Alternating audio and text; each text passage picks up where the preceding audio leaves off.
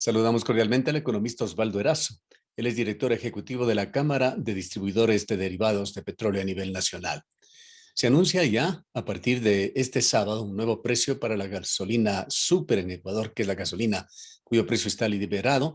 El Ministerio de Energía ha señalado que se lo expenderá en $3 con 98 centavos el galón, pero en Ecuador existe un rango discrecional con sus límites para los distribuidores del petróleo, para las gasolineras en definitiva.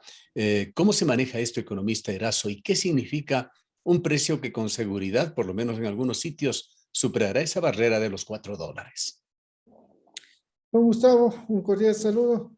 Sí, el día de ayer el gerente de Petroecuador anunció que las estaciones de servicio de la red estatal van a manejarse con $3.98 el precio de la gasolina súper, a 12 de marzo hasta el 11 de abril. Sí, pero no olvidemos de que estos precios son precios sugeridos. O sea, este precio en realidad, algunas estaciones de servicio van a mantener el mismo precio, otras estaciones de servicio van a bajarle un poco e incluso otras le venderán a un precio más alto. En todo caso, hay dos cuestiones en esto. La primera de que hubo un incremento del precio. Subió de 3.68 a 3.98, 30 centavos más por galón. Y es el precio más alto que ha tenido la gasolina súper desde que se le liberó el precio desde diciembre del 2018. En cuanto al precio de los otros combustibles, la gasolina Ecopaís, que la conocíamos antes como extra, tras el componente de alcohol, se la bautizó como Ecopaís, y diésel y gas, estos no sufrirán ningún cambio. Los precios de los otros productos de la gasolina extra, de la Ecopaís, del diésel, ¿no es cierto?, para el sector automotriz y sobre todo lo que es el gas para el sector doméstico, esos son precios que están congelados desde el 23 de octubre del año pasado. Entonces, mientras no exista un cambio en el decreto, mientras no se pronuncie el presidente de la República, porque los precios de los combustibles es la actualización de estos precios es potestad del presidente de la República.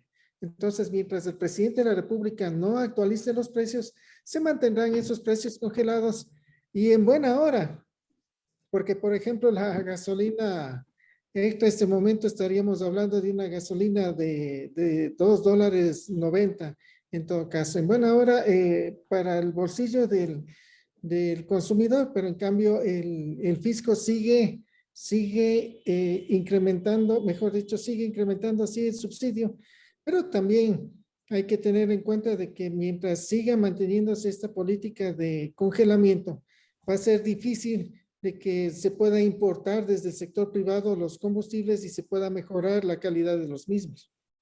El precio del petróleo sigue fluctuando. Llegó a valores que superaron los $130 en el referencial Brent. La cotización al cierre de esta semana está en aproximadamente $111 y el referente ecuatoriano en 107,57 centavos. ¿Qué significa esto y qué es lo que se espera en una situación en la que sin duda persiste la incertidumbre? Exacto, en este momento hay bastante incertidumbre y los precios del petróleo van a seguir fluctuando, o sea, porque el mercado está viendo algunas señales positivas, al día siguiente ve señales negativas y los precios suben o bajan.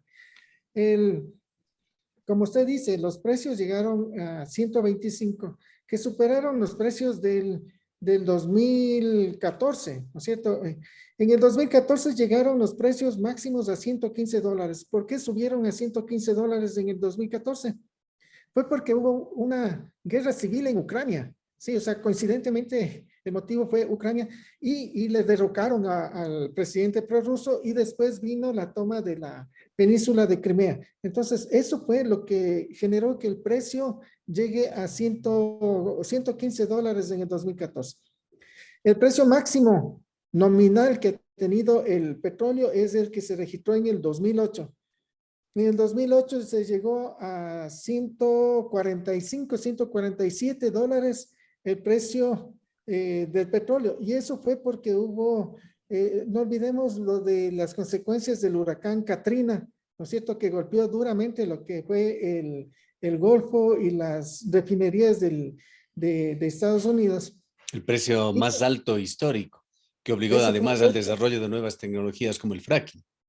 Sí, eso fue el precio histórico más alto, precio nominal, ¿no es cierto? Porque Ujú. tocaría hacerle el deflactor y todo eso, pero en todo caso, en términos nominales, fue el precio más alto que se dio y también porque influyó en eso de que el crecimiento y la demanda de China y de la India fue altísimo y por eso es que subió. Este momento son algunos factores que están influyendo en los precios, porque si bien es cierto, bajó el precio a $107, pero son precios altísimos del petróleo y son muchos los factores que están incidiendo en los precios, pero principalmente en este momento es el conflicto entre Ucrania y Rusia.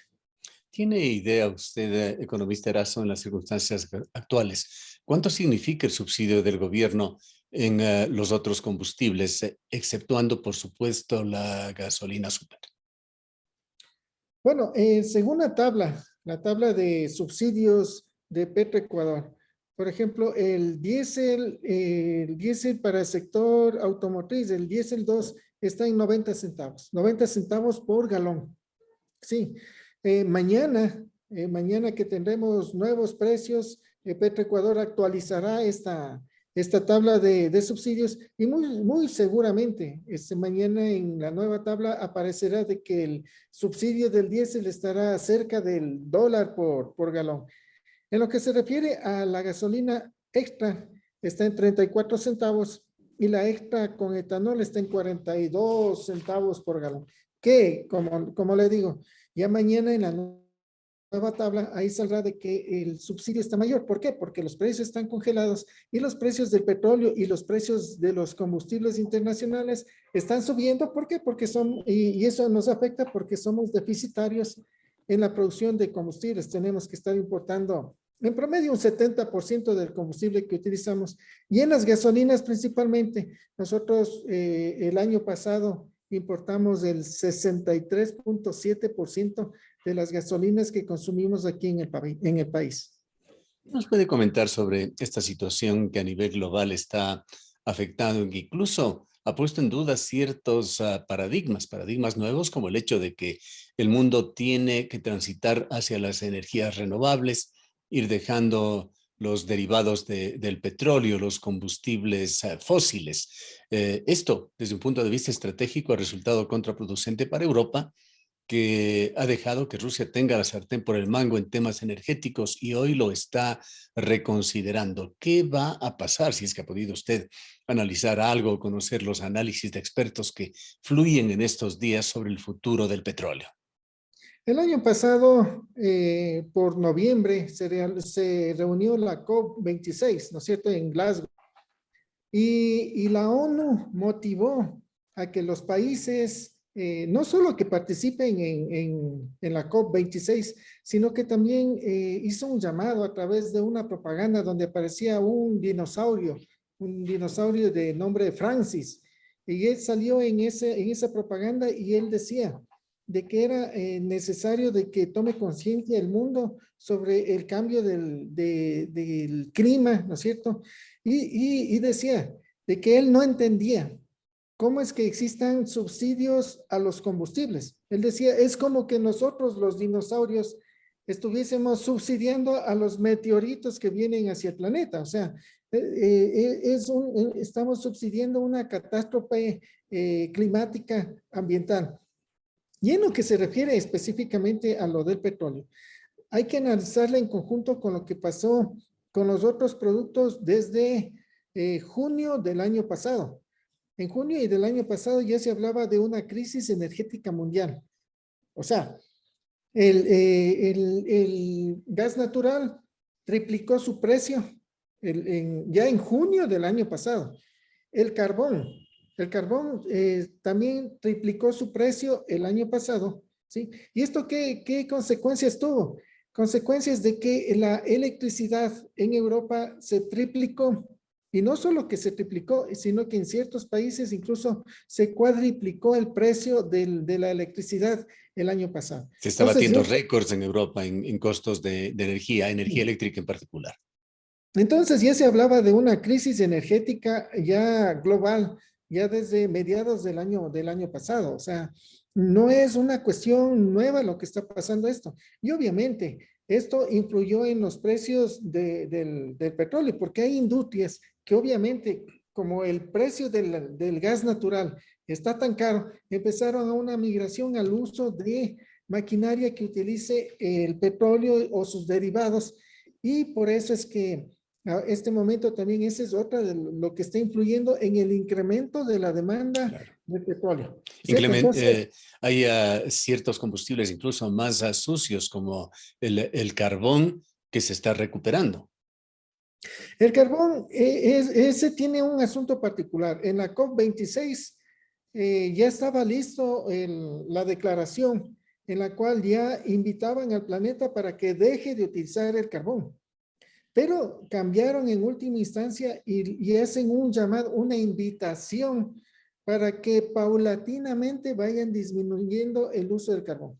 Lo bueno de la reunión que fue en Glasgow, en Escocia, fue que se le puso nombre y apellido al producto que contamina más en el planeta y ese es el carbón. Pero el carbón genera el 40% de la electricidad del mundo. O sea, tampoco es que se le puede cambiar tan fácilmente. El carbón, vea, hubo ciertos problemas, buques enormes de carbón que salieron de Australia, se quedaron frente a las costas de China un buen tiempo simplemente porque Australia en algún momento dijo que hay que investigar el origen del COVID-19 en China. Y esa simple declaración le hizo que se queden los barcos de carbón frente a las costas de China. O sea, son muy sensibles ahorita las relaciones internacionales que influyeron en eso. Entonces, también está subiendo el consumo de estos combustibles fósiles. Ahora, Porque, economista Erazo, con ese marco referencial de lo que sucede en el exterior, en el mundo, en este planeta globalizado, ¿cómo están las políticas del gobierno ecuatoriano? Guillermo Lasso, desde un primer momento se declaró como un gobierno pro-extractivista, prometió duplicar la producción petrolera durante su periodo. ¿Cómo van esas políticas en cuanto a su ejecución y en cuanto a los objetivos que persiguen en el momento actual? este rato la producción petrolera está en 494,000 barriles diarios, 495,000 barriles diarios. Producción privada y pública en total, 494,000. Sí, el gobierno ofreció para enero de este año 526,000. No lo pudo cumplir.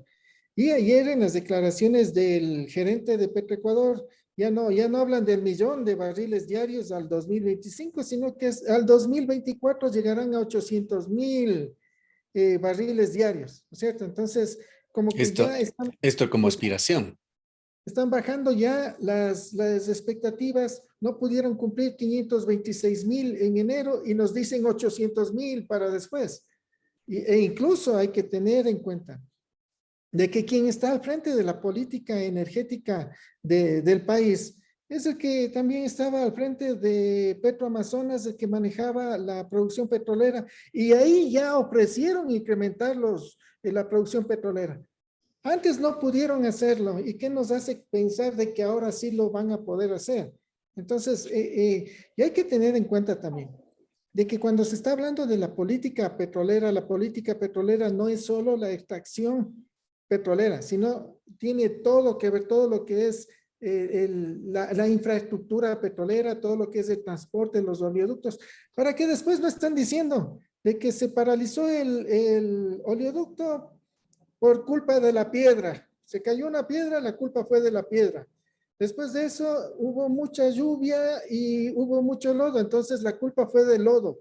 No, hay que hacer un análisis integral para una política petrolera. La preocupación ahorita es solo de la extracción petrolera, pero la infraestructura, la refinación, el transporte, todo lo que es la exportación. Seguimos nosotros con con un alto castigo en nuestro petróleo que se Mientras tanto, exporta. no se ha abordado el problema de la mala calidad de los combustibles, tantas veces denunciada por usted. Exactamente, o sea, y si terminamos ya en los combustibles por último, estamos pagando a precios internacionales y lo mínimo que como compensación debería hacer el gobierno es de que la calidad de por lo menos los combustibles que se están vendiendo de la gasolina súper debería ser a calidad internacional y con menos cantidad de azufre. El azufre no solo es contaminante, sino que afecta también a la salud de las personas. Y en lo económico, economista Erazo, lo que se vislumbra en el futuro son ingresos extras que pueden llegar a ser muy significativos. Se calculan entre 1.500 a 2.500 millones de dólares en un año para el gobierno de Guillermo Lasso. Pero también se van a ver presionados los precios de los combustibles, eventualmente por cuestiones directas de los combustibles y de otros derivados del petróleo y por cuestiones indirectas que complican el comercio mundial. Va a haber un golpe también al bolsillo de los consumidores, de los ciudadanos ecuatorianos. Don Gustavo, gracias por la pregunta. Yo he escuchado a muchos analistas que dicen, subió el precio del petróleo, pero también subió el precio de los combustibles, de los cuales nosotros importamos y todo lo demás. Sí, cierto es, en parte. Pero bueno, hay que verle de que primero se hizo un presupuesto con 59.2 dólares por barril. Y estamos este rato con precios sobre los 100 dólares. Sí, entonces hay mayores ingresos que recibe el país por exportación petrolera. Y esos ingresos, cierto es, si nosotros analizamos al 2021, de los ingresos petroleros, un 60% fue para exportación, para importar combustible. Pero ese combustible que llega al país no es que llega y se lo regala, tiene un precio. Entonces, prácticamente de ese 100% de exportación petrolera, prácticamente le quedó al país en términos brutos un 80%. O sea, siempre en las circunstancias actuales, sobre todo, hay un beneficio para el país. Y si proyectamos, ¿no es cierto? Si proyectamos nosotros en función de los precios que están acá, el beneficio bruto no va a ser de un 80%, sino de un 73%, que sigue siendo un beneficio alto. Claro, por un lado suben los precios, pero los ingresos del petróleo es mucho más que los ingresos por importación de combustibles. Gracias, economista Erazo, por habernos acompañado. Don Gustavo, un gusto. El economista Osvaldo Erazo es el director ejecutivo de la Cámara de Distribuidores de Derivados de Petróleo de Ecuador.